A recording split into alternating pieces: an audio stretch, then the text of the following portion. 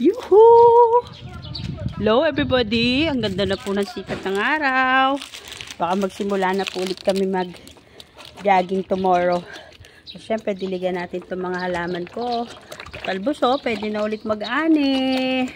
Sana mamulaklak na ulit itong rose natin. Yuhu! Silip tayo sa garden ng kapitbahay.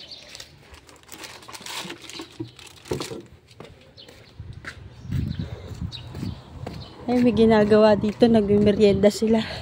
Nakakabilib dito kasi kahit ang tatanda na, masisipag pa magtrabaho.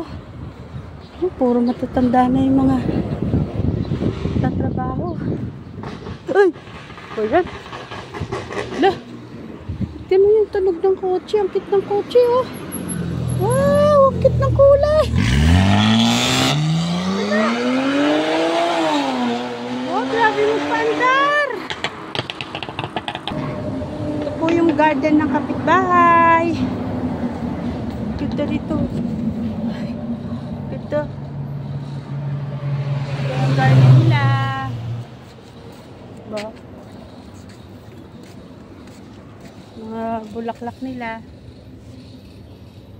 Alright.